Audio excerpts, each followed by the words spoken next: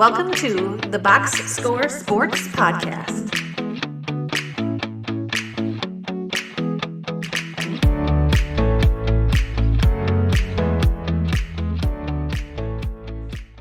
Let's get to the Kings, man. Speaking of a sad franchise, the Sacramento Kings, they were 22 and 66, fifth worst record in the NBA, and they got the seventh pick.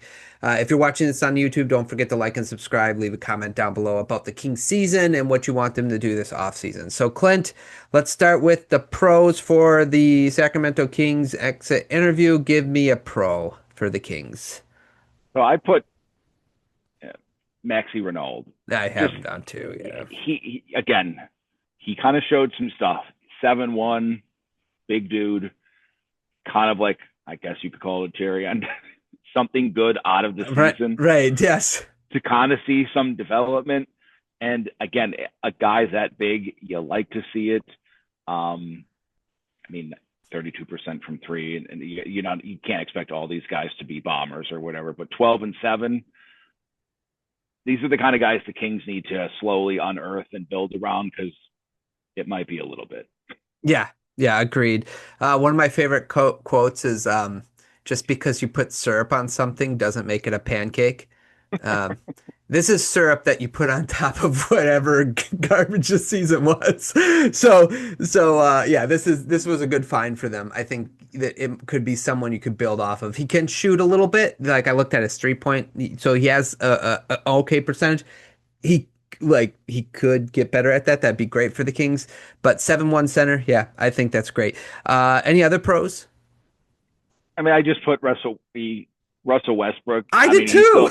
He's still putting up numbers. Like, it's still Russ being Russ, but at some point, as much as we dog on the guy over the years, are like, he still gets those numbers up. He's still kind of exciting. And I guess if you're the Kings and you want to, I think going into the year, sell some tickets to see someone try hard all the time, that's Russell Westbrook. Yeah, that's the thing, is just the effort is always there. So yeah, he comes with his flaws, but like, he's 15, 5, and 7 at 37 years old for that's pretty good. Like, for a point guard that you're paying like what, $5 million to. So I still think he has some value, even if like if he's your, like you talked about, a third guard. If he's like your third guard off your bench, he probably could give you some to a team that's trying to compete. But the problem is he's just not a starting point guard anymore, and that's who you have as your starting point guard. But I did a pro as well, because man, it was kind of hard to find some pros for this team this year. It was, yes. Any other pros? In fact, I am out. No. Me too. I had those two things. Are you out or no? You got one more? No, I'm out. Yeah. Yeah, me too. I wrote down. I only wrote down the center, and then I was like, I gotta find something else. So I was looking up some stuff. I'm like, yeah, you know what, Westbrook. Okay, let's go to some cons. Give me your con for the first con for the Kings. I would just I just put like lack of, I specifically like Nick Clifford. Again, not really showing much. And I know he wasn't, like this awesome touted prospect. A lot of people kind of liked him, but one of the fewer young guys on the team that you'd like to see something from. You'd like to see, can this guy be something? 8 points a game, didn't really shoot it good. And maybe it's because he's buried on a team with a bunch of quote vets like DeRozan or whatever and Zach LaVine, but yeah, you'd still hope to see more from a guy you drafted in the lottery. Yeah, I agree. It is hard though. Like, it's not just that he's on a team with a bunch of veterans. He's on a team with a bunch of ball dominant veterans. So it's like hard to find your role when it's like LaVine, DeRozan, Westbrook, Sabonis, and it's like, what am I doing here? So yeah, I put, so along with him, I just said development. Like, Ellis, you can put in here. It's just Keegan Murray. Now there's he only played 23 games, so I get it, but like those three guys, it's just like you didn't play Ellis, and then you just trade him for a contract basically, and then Keegan Murray, we didn't see anything out of him that makes you think he can be a building block, because he didn't play long enough. but it's been kind of this way for the last couple of years. And again, it might not even be his fault. It might be the situation he's in. Like, how do you develop when you're with guys who just dominate the ball so much? I don't know. So just the development of the other young guys, I just think is a negative because this team really needs to look at something for hope, and I just don't have it on the roster other than their center there, Ronald. It's the only guy really. Yeah, and maybe it's not totally his fault. I put down Doug Christie sucks as a coach. Like, Yeah, sure. I mean, again, not totally his fault. He's one of the lower paid coaches. I'm sure he doesn't have great pull to be able to get rid of or bench some of these guys, but they kind of went that approach. Now they say a lot of the young guys like him, and some of the development with Renault, they kind of credit to him. So maybe he gets a little bit of a pass, but I I just think what we've seen from him isn't like, oh hey, we got our coach. It almost feels like, hey, let's just pay this guy as little as possible until we get some young guys in here that we like, and then bring in another coach. Yeah. So again, yeah, I just think part of it is just hard to judge because of the veteran players. Like I think like if you're Levine or DeRozan, aren't you just sick of being in Sacramento at this point? Like you gotta be. Like so, I don't know. But yeah, you're right. It's not. It doesn't look great at the very least. Let's see. Any other cons? I mean, just that my guy Malik Monk is just buried there. Yeah. I don't know whatever he did, or maybe I'm just missing something. Feel free to comment, but I've always liked Malik Monk, and they seem to hate him for long stretches. Yeah, I did put lack of trades down here as cons, like whether it's Monk. If you don't want to play him, that's fine. I'm sure there's other teams that would want him. DeRozan, Levine, who it's a bonus, whoever it is. I don't know if they think these guys are untradeable or they value them higher than what the other teams do, but the fact that they aren't getting assets for like desperate veteran teams that are trying to compete right now is kind of crazy to me. Now, to be fair, there might not be a trade there, but I can't imagine there's nothing being offered for these guys. And then the one trade they did make, you take Hunter and you get rid of Keon Ellis. It's like, okay, bro, what are we doing? Yep, for sure. Any other cons? No, they kind of blend into the what would I do? Yeah, give me what you would have done what would you have done differently if you were the Kings this season? I think you were touching on it. Like, get what you can get for these guys. If Hmm. it's DeRozan and it's just some seconds, fine, dude. Just get rid of DeMar DeRozan. Let some of these other guys try it out. Like, why are you trading for DeAndre Hunter? Like, Right.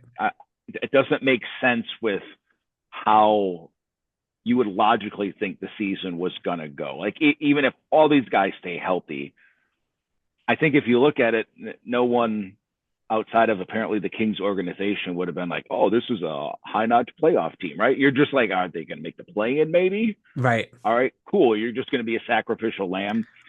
So they keep making these trades to acquire guys who are 29. It's not old, but we've kind of seen DeAndre Hunter, and then Malik Monk makes 20 million. He's not making a ton of it. You can't move Malik Monk Right. for something, some picks, some second, write off young guys that maybe you could bring in. I kind of get it on Zach LaVine because his number is so huge in this current environment. Same with Sabonis, but like sunk cost fallacy. Like, these guys got to go one way or another, and they're kind of niche players that kind of fit specific areas. And I know, with the exception, in my opinion, of Malik Monk, it might be a little difficult, but you just rip off the band-aid, guys. It's just got to happen. Yeah, I agree. I just think like I go back to like how you like 2 second round picks. You can't get that for DeRozan. I just can't imagine that a team went to Ben or even a second round pick. Like I just I don't know how you like when the Pistons traded Andre Drummond to the Cavs.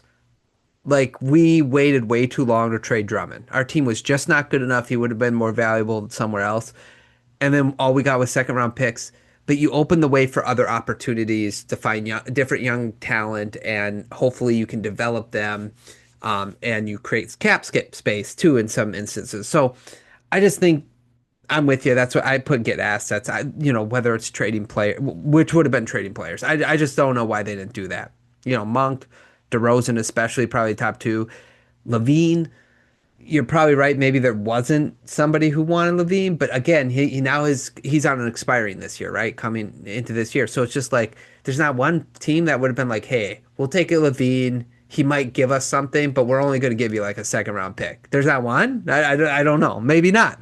But I just I just think you got to do a better job than of trying to get rid of these guys. I think 100%. I think ironically they kind of destroy each other's trade values because Yeah. they all kind of do the same thing. So they're taking away Yep. time and points and all that from each other.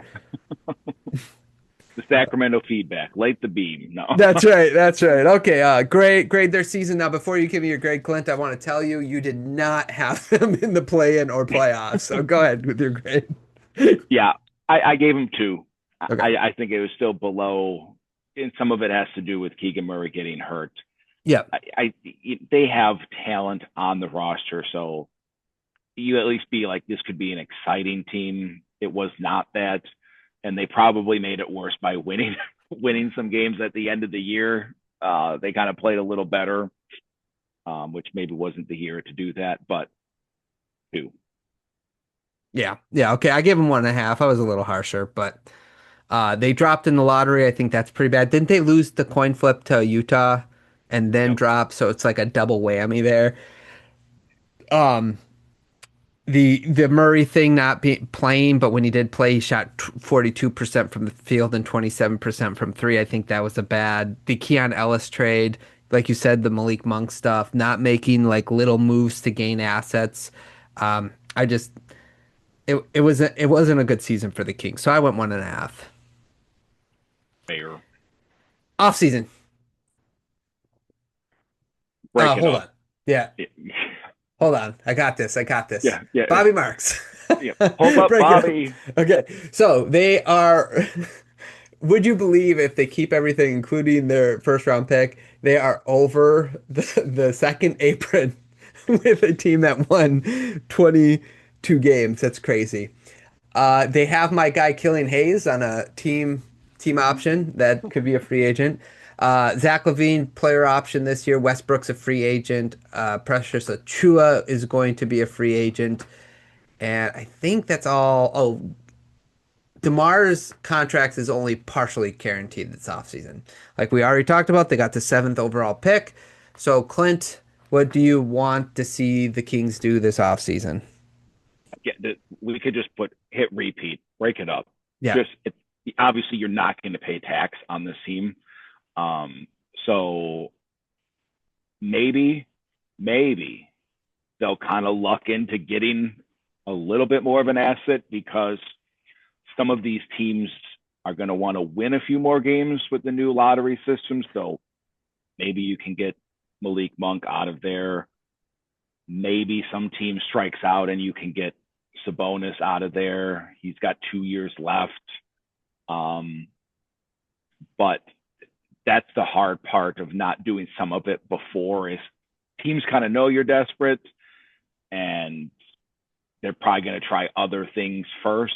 But obviously you've got to get out of the aprons. Mm-hmm. It's silly if they didn't. So they're off season, find somewhere for Monk, DeRozan, like you said, I think, what is it, like 8 million you said is guaranteed. Like you should be able to move that, Yeah. at least those two, and that would get you out of, any apron issues, but it's ripping the Band-Aid off. Yeah, I think once we might see, hopefully they'll make moves once the Giannis slash Kawhi domino fall as they made, whether Kawhi's not available or Giannis doesn't get traded, like all that gets situated because then I think like the people who lose out on Kawhi might be more interested in DeRozan then because it's like, well, he's not as much as Kawhi, but he's still kind of his guy that can get to his spots and make his shot. Um, and like not super expensive. So there is that. You can talk yourself maybe this year into a Zach Levine expiring contract. You mentioned Sabonis 2 years, but maybe a team might talk themselves into Sabonis to help them. Like you said, with the new lottery odds, be a competent team. You know, like if the Nets want Sabonis or someone like that, we'll see. But yeah, I agree with you. Reset, reset, reset. That's what I have written down. Long shot. It's like you were reading my mind. The Kings are 7 and Clippers are 5. The only thing I could think of was like maybe if you want to move up from 7 to 6, 7 to 5, and you could trade that pick. And if the Nets like Sabonis, if the Clippers like Malik Monk, like just throwing one of these guys to move up a spot or two. If there's a guard that you really want, that's your guy for this draft, because this is the guard section of the draft. So I think moving up, I mean, or even moving down and unlocking one of those contracts if you're moving to the Hawks or something. I think that's your big move, is taking pennies on the dollar to one of these teams that is going to want to be a little better. And if the Nets can't get Giannis, if the Nets can't use the 6th pick to get a big name guy, and they can be like, well, we can move back a spot and get Sabonis, and we can sell Sabonis and Porter Jr. and never play defense, but at least we'll be better on offense. Cool. Just dump it to move up the spot. Yeah, I think that's a great long shot, because I think they're rumored to like Acuff, right? Like that's their guy. Like that's the big rumor. So go up to where you can get your guy and just use one of these guys as a bartering chip or whatever. So let's say like, maybe the Clippers are like, no, we're still trying to go for it. They might find value in like DeMar DeRozan. They might find value in some, well, maybe Sabonis. I don't know. But or like you said, Malik Monk. Could you move up the spot, trade your 7th for the 5th, and yeah, that's sort of their long shot, I think. Just start from scratch, man, because King fans, you had a moment, 3 years ago? I can't believe this is the Kings. If you would have said to somebody the Kings were the 3rd seed in the West or the 2nd, something like that, and that they would drop all the way down to 22 games like 3 years ago, people would be like, that's crazy. They got Fox, they got Sabonis, it's crazy what they are now. Of all the dumb things I say when we record, I was on the Kings. You were 1 year wonder. I didn't think it would get this bad, but I just thought the style that they played with would be easy to adjust to or whatever. But the Kings, do whatever you can, get an asset, picks, just mid-range dudes, figure it out. Yeah, agreed. Okay, so that was our NBA exit interview for the Sacramento Kings. Once again, like and subscribe. Leave a comment down below what you would like to see them to do this offseason. And I guess let us know if you have any other thoughts on the season that the Kings just had. Maybe we missed a pro, especially if you're a Kings fan. You probably watch more games. If we miss a pro or two, you let us know. But I couldn't find too many. So thanks so much for watching this clip of the Box Score Sports Podcast. I hope you guys enjoyed. If you haven't yet, please subscribe to our channel. Follow us on Instagram and Twitter or X. And we'll talk to you guys real soon. See ya.